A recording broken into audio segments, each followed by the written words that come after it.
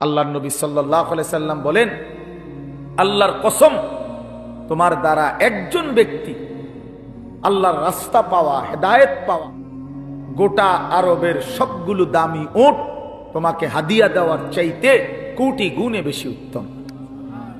কয়জন লোক? একজন, সির্ফ একজন। আমার 30 বছর বলার দ্বারা যদি একজন মানুষ আল্লাহকে পায়, এই 30 বছরের বিনিময়ে হতে পারে আমার নাজাতের জন্য ওই একজনই যথেষ্ট। কোরআন শরীফে আছে, মিয়া সাহেব, কোরআনুল কারীমের মধ্যে আছে, আপনারা হুজুরদেরকে জিজ্ঞাসা করেন। আমনগইমা সূরা ইয়াসিনের মধ্যে একটা ঘটনা আছে। 3 জন নবী, 3 জন রাসূল একটি এলাকার মানুষকে, ওনারা আল্লাহর রাসূল, 3 জন রাসূল লাগাতার দিবানিশি মানুষকে আল্লাহর দিকে ডাকছেন। 3 জনের সম্মিলিত প্রচেষ্টায় কালেমা পড়ছে সির্ফ একজন। কয়জন? একজন। জা মিন আকসাল মদিনাতি রাজুলুন। রাজুলুন কয়জন? একজন। অথচ রাসূল 3 জন। ফাআজ্জাজনা বিসালিসিন, এই যে ফাকালু ইন্না ইলাইকুম মুরসালুন। আল্লাহ বলেন, প্রথম দিছিলাম 2 জন, পরে আরো একজন দিয়া মোট 3 জন পুরাইলাম। 3 জনে মিলে বলছে, হে আমাদের জাতি, আমরা 3 জন তোমাদের নিকট আল্লাহর রাসূল। 3 জনের দিবানিশি মেহনতে ইমানদার হয়েছে শুধু একজন। ওয়াজা মিন আকসাল মদিনাতি রাজুলুন। এই একজন, ওই একজন লোক যেদিন নিজের কালেমা প্রকাশ করছে, পুরা জাতি ওনারে ধইরা মারতে মারতে ওইখানেই শহীদ করে ফেলছে, মেরেই ফেলছে। ঠিক যখন ওনার জান কবজ হয়, তাফসীরের মধ্যে আছে আল্লাহর ফেরেশতারা জান্নাতের ঘর ওনার চোখের সামনে তুলে ধরে, আর ফেরেশতারা বলছেন, কিলা দুখুলিল জান্নাহ, হে আল্লাহর বান্দা, এই মুহূর্তেই জান্নাতে ঢোকো। ও দুখুল কিলা দুখুলিল জান্নাহ, এখনই জান্নাতে ঢোকো। তখন সেই আল্লাহর বান্দা মরতে মরতে ওই ইমানদার একজন বলতেছে, ক্বালা ইয়া লাইতা কওমি ইয়ালামুন, হায় আমার জাতি, তোমরা যদি বুঝতা, জানতা যে তোমরা আমাকে হত্যা করে রক্ত ঝরিয়ে তোমরা ভেবেছো তোমরা জিতে গেছো। না আমার জাতি, তোমরা আমাকে হত্যা করো নাই, বরং আমার জান্নাতে ঢুকায় দিছো। ইয়া লাইতা কওমি ইয়ালামুন বিমা গফারা লি রাব্বি, আরে আমার আল্লাহ তো আমারে পুরা মাফ করে দিছে রে। ও জালানি মিনাল মুকরামিন, আমারে তো সম্মানিত জান্নাতি বান্দাদের অন্তর্ভুক্ত করে দিয়েছে। হ্যাঁ, এই জন্য কয়জন ভাইয়া? একজন। মানে ইমানদার কয়জন হইছে? একজন। এই জন্য সংখ্যা কোনো বিষয় না। 10,000, 10 লাখ, 5,000, 50 লাখ, এটা কোনো কথা। শ্রোতা কম না বেশি, এটা কোনো বিষয় না। বিষয় হলো আল্লাহর কথা বলা, বলতে থাকা, রাত দিন বলতে থাকা, প্রতিটা সুযোগকে কাজে লাগানো। 1 জন হোক, 10 জন হোক, একাকী হোক, প্রকাশ্যে হোক, হ্যাঁ দিনে হোক, রাতে হোক, মাইক হরন কোনো কিছুই জরুরি না। আল্লাহর কথা বলা, কবি আরশ পর, কবি ফরশ পর, কবি উনকে দর, কবি দর বদর, গমে आशिकी तेरा शुक्रिया मैं कहां कहां से गुजर गया, कभी हो रास्तों में तन्हा, कभी हो गुरूदे सहरा। আল্লাহ, এজন্য বাপ আল্লাহর কথা বলতে থাকা। তো বলতেছিলাম, নিজেদের ফিকির করা চাই, নিজের ফিকির দরকার, দিলের মধ্যে ফিকির দরকার, অন্তরের মধ্যে অনুভূতি দরকার। আমি যে কথাটা বলতেছিলাম, হাফেজে কোরআনের কথা বলতেছিলাম। মূলত আল্লাহ তাআলা কোরআনে বলছে, তুমি যদি আমার বান্দাকে জমিনে জায়গা দাও, প্রশস্ত করে দাও একটু জায়গা, আমি তোমার অন্তর প্রশস্ত করে দেব। ইয়াফসাহিল্লাহু লাকুম, আল্লাহ দিল বড় করে দিবে, জান্নাতে জায়গা দিবে। মাশাআল্লাহ। আচ্ছা, তো বলতেছিলাম এই শেষ কথা শুনে, তাইলে আমার উদ্দেশ্য ছিল ওই মাঝখানে কথা আমার বদলাইয়া ফেলছিল মোবাইলের কথা।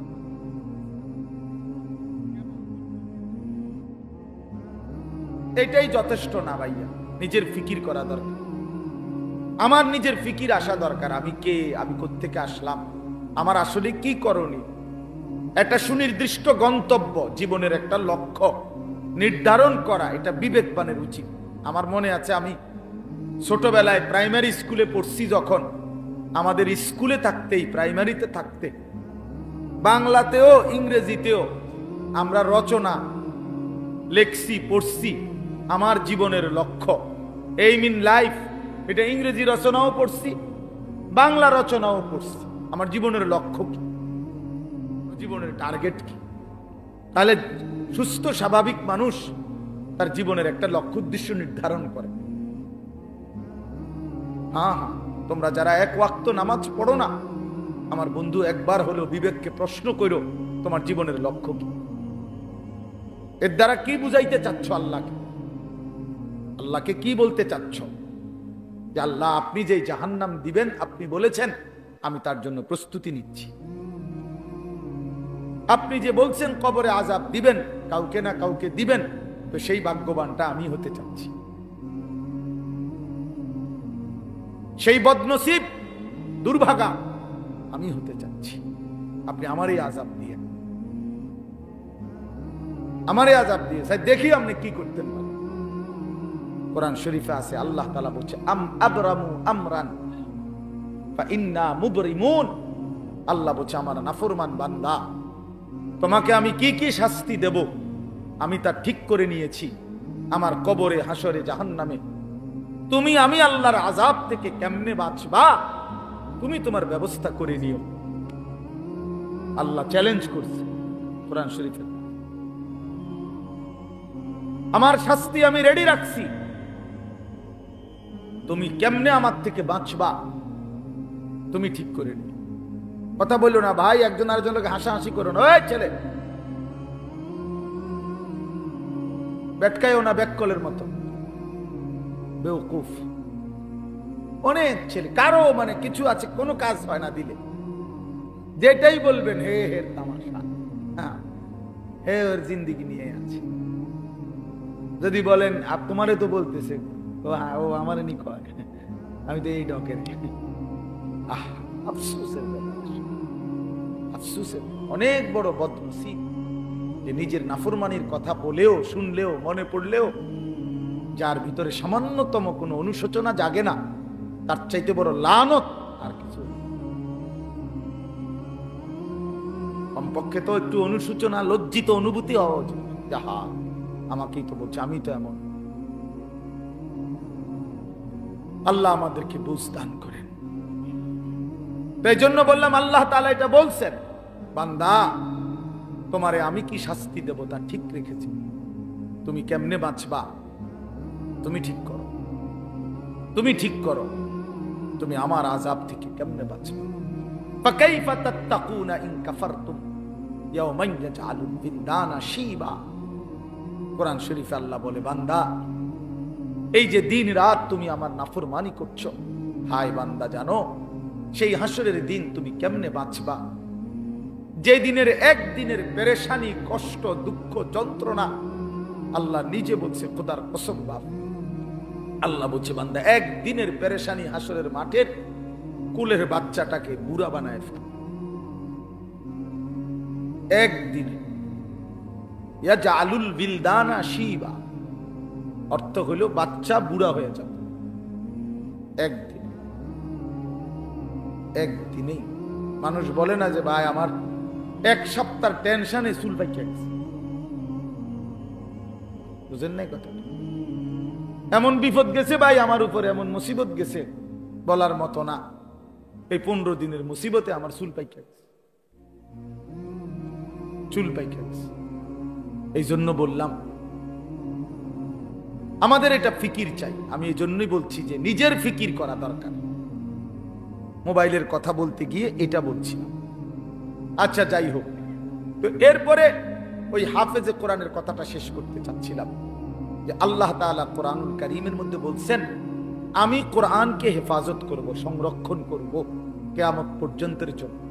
এখন আল্লাহকে যদি আমরা প্রশ্ন করি যে মালিক, আপনি যে বলছেন কোরআন সংরক্ষণ করবেন, হেফাজত করবেন, তো সংরক্ষণের পদ্ধতি কি কি হবে, এটা দুই একটা আইটেম বলেন। তো আল্লাহ তাআলা বলেন, একটা অন্যতম পদ্ধতি হলো, আমি যুগে যুগে আমি আল্লাহ আমার বান্দাদের মধ্য থেকে এমন কিছু দিল, এমন কিছু সিনা আমি নির্বাচিত করব, যেই সিনাগুলোতে আমি আল্লাহ আমার কোরআন জমা রাখব। এগুলো আমার বাছা, এগুলো আমার বাছা। সুম্মা আওরাসনাল কিতাবাল্লাযীনা ইসতাফাইনা মিন ইবাদিনা। কোরআন শরীফে আল্লাহ বলেন, আমার কোরআনের জন্য আমি আমার কোটি কোটি বান্দাদের মধ্য থেকে কিছু বান্দাদেরকে আমি আল্লাহ নিজে বাছাই করেছি। ইসতাফাইনা, ইসতাফাইনা অর্থ আমি বাছাই করেছি। এক দেশ, এক জাতি, এক গ্রাম, এক মহল্লা, এক অঞ্চল থেকে আমি আল্লাহ তাআলা প্রতিদিন, প্রতি মুহূর্তে, প্রতি যুগে আমি কিছু আমার বান্দা আলাদা সিলেক্ট করি, পছন্দ করে নেই, বাছাই করে নেই। যেই দিলগুলো আমি আল্লাহ নিজেই বাছাই করেছি, এই দিলে আমি আমার কোরআন রাখব। এজন্য কোরআন শরীফে আছে, মুমিনের দিলে, ইমানদারের দিলে কোরআন আল্লাহ জমা করে। হাফেজ সাহেব না, হাফেজ সাহেব হাফেজ বানায় না, আল্লাহ তাআলা বানায়। হাফেজ সাহেবের হাতে অনেক ছেলে ভাগ্যও যায়, এতে ভাগ্য কার বলেন? ভাগ্য যায় না, তাইলে সব ছেলে তো হাফেজ হয় না। আল্লাহ তাআলা কোরআনুল কারীমে স্পষ্ট বলছেন, ইন্না আলাইনা জামআহু ওয়া কুরআন, নিশ্চয়ই অন্তরের মধ্যে কোরআন বসিয়ে দেওয়া, জামআহু মানে জমা করা, এবং ওয়া কুরআনাহু এবং সেটাকে তেলাওয়াত করা। এই কুরআনাহু মানে হলো পড়া, তেলাওয়াত করা এবং অন্তরে জমা করে দেওয়া, উভয়টাই আমি আল্লাহ নিজের দায়িত্বে নিলাম। এটা আমি নিলাম। নাহলে 8 বছরের বাচ্চা আল্লাহর কোরআন পড়তে পারা, এটা চারটিখানি কথা। 10 বছরের বাচ্চা 30 পারা আল্লাহর কোরআন টানা বলতে পারে, এই খামখেয়ালি কথা না। এটা আল্লাহ তাআলার ফয়সালা, আল্লাহ তাআলার তৌফিক, আল্লাহর বাছাই, আল্লাহর মনোনয়ন, আল্লাহর পছন্দ, আল্লাহর দয়া, কারাম, ইহসান, মেহেরবানি, খোদার কসম কায়নাতের সর্বশ্রেষ্ঠ পাওয়া। গোটা পৃথিবী যদি কেউ 1012 পায়, গোটা দুনিয়া, আর আল্লাহর কোরআন যদি কেউ 1 আয়াত পায়, এটাই দামি, এটাই দাম। বাকি এটা বুঝবে সে, দিল আছে যার, আখিরাত চিনে যে। একই জিনিস সবাই কদর বুঝবে এমন কোনো জরুরি না, এমন কোনো জরুরি না, এমন কোনো জরুরি না। এই জন্য বললাম, প্রতিটা হাফেজে কোরআন আল্লাহর বাছাই। কার বাছাই বাপ?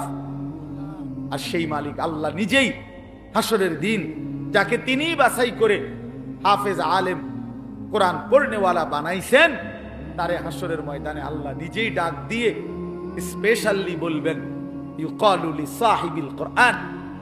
আল্লাহ নবী সাল্লাল্লাহু আলাইহি সাল্লাম বলেন, কিয়ামতের দিন আল্লাহ তাআলার পক্ষ থেকে হাফেজে কোরআন, কোরআন পড়নেওয়ালা, তাকে আল্লাহর পক্ষ থেকে বলা হবে, ইকরা ওয়ারতাকি, আমার বান্দা তুমি আমার কালাম পড়ো আর জান্নাতের উপরে উঠতে থাকো। ওয়ারাত্তিল কামা কুনতা তুরাত্তিলু ফিদ দুনিয়া, আর বলবেন আমার বান্দা আস্তে আস্তে পড়ো, সুন্দর করে পড়ো, তাড়াহুড়া কইরো না, ধীরে ধীরে পড়ো। তোমার লিফট আমি আল্লাহ অন করে দিছি, তুমি মাঝখান দিয়ে কোনো সুইচ বাটন টিপো না, তুমি কোনো টিপ দিবা না সুইচ, এটা উঠতেছে লিফট, এটা এটার মতোই উঠবে, তুমি শুধু পড়তে থাকো। আর তাড়াহুড়াও করো না, আস্তে আস্তে তার তিলের সাথে সুন্দরভাবে যত্ন নিয়ে, মহব্বত দিয়ে, তাজবিদ, মাখরাজ সব বিশুদ্ধ উচ্চারণ ঠিক রেখে তুমি ধীরে ধীরে পড়তে থাকো। তোমার লিফট অন করা আছে, এটা উঠতেছে উঠতেছে উঠতেছে, তো থামবে কখন, থামবে কোথায়? ফাইন্না মানজিলাতাকা ইনদা আখিরি আয়াতিন তাকরাউহা, তোমার তেলাওয়াত যেখানে গিয়ে শেষ হবে তোমার লিফট স্বয়ংক্রিয়ভাবে সেখানেই থেমে যাবে। ওইটাই তোমার মঞ্জিল, ওইটাই তোমার ঘর, ওইটাই তোমার ফ্ল্যাট, ওইটাই তোমার বাসভবন। হ্যাঁ, 30 পারা কোরআন শেষ করবা তো তুমি 6000-এর চাইতে বেশি তালা পার করে ওইখান থেকে হাত নাড়াইবা যে এই যে ভাই সাহেব আমি এখানে আছি, গ্রামবাসী দেখেন আমি এখানে আছি। এই জন্য কোরআনুল কারীমের হাফেজ অনেক দামি, অনেক দামি। আপনার চোখে এটা একটা সামান্য পাগড়ি, আমাদের চোখে এটা অনেক কিছু, এটা অনেক কিছু। এটা 300 টাকার একটা পাগড়ি না, এটা অনেক বড় সম্মান, অনেক বড় এজাজ, অনেক বড় মর্যাদা। এটা আল্লাহর দান। যালিকা ফাদলুল্লাহ ইউতিহি মান ইয়াশা। আল্লাহ বলেন এটা আল্লাহ তাআলার অনুগ্রহ, আর তিনি যাকে ইচ্ছে করেন এমন দয়া তিনি তাকে করেন। আল্লাহই করেন, আল্লাহই করেন। এজন্য স্বপ্ন দেখেন, কলিজা দিয়া ভাইবেন, আল্লাহর কাছে দোয়া করবেন যে আল্লাহ আমার সন্তান যেন হাফেজে কোরআন, আমার সন্তানকে আপনি আপনার সেই পছন্দনীয় বান্দাদের অন্তর্ভুক্ত করেন যাদের জন্য আপনি কোরআন দিবেন, যাদের সিনায় আপনি সিদ্ধান্ত নিছেন আমার ছেলেটাকে সেই দলভুক্ত করে দিয়ে। আমিন। আল্লাহ আমাদেরকে কবুল করে নেন, আমাদের প্রত্যেকের সন্তানকে আল্লাহ তাআলা কোরআন পড়নেওয়ালা বানিয়ে দেন। যেই বাচ্চাগুলো আপনাদেরকে জানাজার নামাজ দেখাইছে, আমাদের সারা বাংলাদেশে আলহামদুলিল্লাহ নুরানি পদ্ধতি এতটা জনপ্রিয় এখন, আমার তো দৃষ্টিতে এখন আর এগুলো কিচ্ছু দেখাইতে হয় না। আলহামদুলিল্লাহ এত বেশি মুসলমান চিনে এখন যে বাচ্চাকে দিন শিখাবে তো নুরানি পদ্ধতির চাইতে বিকল্প, এর চাইতে সুন্দর চমৎকার কিছু আছে আমার জানা নেই, আর এর চাইতে সুন্দর কিছু জানা নেই। এমন চমৎকার, এমন নিখুঁত উপস্থাপনা আর কোনোখানে নেই, কোনোখানে নাই। একটা একটা করে 3টা চাদর, কোনটা বিছাইলাম, কোনটা আগে দিলাম, কোনটা বামেরটা আগে ডানেরটা পরে, 3টা বান দিলাম, প্রথম বান মাথায়, এইভাবে নিখুঁত উপস্থাপনা এবং নিখুঁত চমৎকার সুন্দর বলা।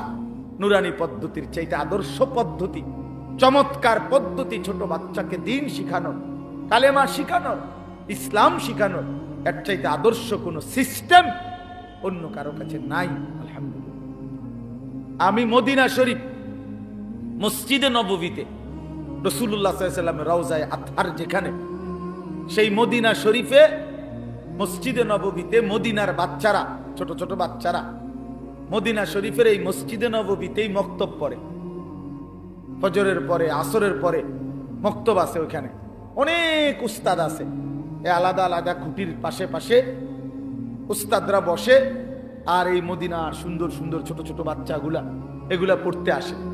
আমি অনেক সময় ওর লগে বসে বসে দেখি এই হজ উমরায় গেলে।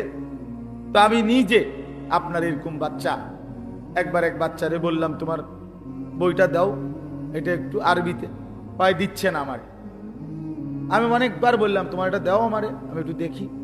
তো তার পাশের ছেলেটা হাসতে হাসতে বলতেছে ওটা ছিঁড়া, ছিঁড়া ছিঁড়া দেখে দেয় না, তুমি আমারটা নাও, ওরটা দিতে দিস। এরপরে আমি ওই বাচ্চাটা নিলাম। এরপরে প্রথম পৃষ্ঠা দিকে খুলে দেখি এই বাচ্চাদের এই মদিনায় আরবে যে বইটা, কায়দাটা বাচ্চাদের মক্তবের, ওটার মধ্যে একবার স্পষ্ট বড় অক্ষরে লেখা আছে আল কায়দাতুন নুরানিয়া, নুরানি কায়দা। আমি পরে 4 রিয়াল দিয়া এটা কিনে আনছি, আমার কাছে আছে নুরানি কায়দা। মানে এই নুরানি পদ্ধতি হযরত মাওলানা কারি বেলায়েত হুসাইন রাহমাতুল্লাহি আলাইহি, এই মহামানুষটি 43 বছর একটানা উনি বলছেন আমাকে। হাফিজ হুজুর রাহমাতুল্লাহি আলাইহি বলছিলেন, হাফিজ হুজুর বলছিলেন হাকিমুল উম্মত মুজাদ্দিদুল মিল্লাত হযরত মাওলানা শাহ আশরাফ আলী থানভী রাহমাতুল্লাহি আলাইহি আজাল্লে বড় উঁচা একজন খলিফা ছিলেন হাফিজ হুজুর রাহমাতুল্লাহি আলাইহি। বাংলাদেশের সমস্ত ইমানদার ওনার নাম জানেন, হাফিজ রাহমাতুল্লাহি আলাইহি। এই উনি উনারে বলছিলেন কারি বেলায়েত হোসেন সাহেবকে যে আপনি এমন একটা সুন্দর সহজ কোন কৌশল, মুসলমানের বাচ্চারা দিন শিখবে, সূরা কেরাত দোয়া কালাম শিখবে, আপনি একটা পদ্ধতি বাহির করেন। উনি 43 বছর একটানা ওই নুরানির বই, বাচ্চাদের যে বই পড়ায়, আপনি বইয়ের শুরুতে ভূমিকাতে এটা লেখা আছে। উনি বলছেন আমার 43 বছরের সাধনার ফসল এই নুরানি পদ্ধতি, এই সুরে সুরে বলা, এই টাইনা টাইনা বলা, এই কোনটার পরে কোনটা সিরিয়ালে বলা, 2 রাকাত নামাজে 60টি মাসআলা, এই এমনি এমনি এক সুন্দর তালে তালে কর, অজু ভঙ্গের কারণ এতটি, নামাজ ভঙ্গের কারণ এইটা। আমার মাদ্রাসা তো দেখ বাচ্চা ওই যে হুজুরে যে পড়বার সময় আপনি একটু ডুলছে, ও বাচ্চা ওই ঘড়িটা কইবার সময় ডোলে, আরে তো ডোলো কা, ওই যে ওস্তাদ যে এমনি ডুলছে হেতে এই ডুলাটাও ঠিক রাখছে, এমন নিখুঁত, এমন চমৎকার। এই জন্য আমি এইটাও আপনাদেরকে বললাম, নুরানি পদ্ধতি আল্লাহ তাআলার কাছে একটা মকবুল পদ্ধতি। আলহামদুলিল্লাহ, আপনাদের বাচ্চাদেরকে আপনারা কোরআন শিখাবেন, দিন শিখাবেন। ছোটবেলার এই 3 বছরের নুরানি আমার শায়েখ আল্লামা মুফতি মুশতাকুন নবী সাহেব বলে, এই 3টা টিকা 3 বছরে মানে নুরানির 3টা টিকা দিয়া দিয়েন, মৃত্যু পর্যন্ত আল্লাহকে ভুলবে না, সেজদা ভুলবে না, নামাজ ভুলবে না, সূরা কেরাত আর অশুদ্ধ হবে না, শুদ্ধ হবে। আমার ছোট্ট এই জীবনে রাগ করেন না, আমার জীবনে আমরাও শত শত জানাজা আমরাও দেখছি, পড়তে গেছি, পড়তে যাই, বহুত মাতবর আইয়া জানাজার টাইমের আগের থেকে রেডি হইয়া থাকে, মাইকটা দূর বক্তব্য দিব, হ্যাঁ 1 মিনিট 1.5 মিনিট, হ্যাঁ আগের ওয়াক্ত নামাজ পড়ছে কিনা ফরজ সন্দেহ আছে, কিন্তু জানাজার সামনে আগে একবারে রেডি, মানে দূর বক্তৃতা দিব।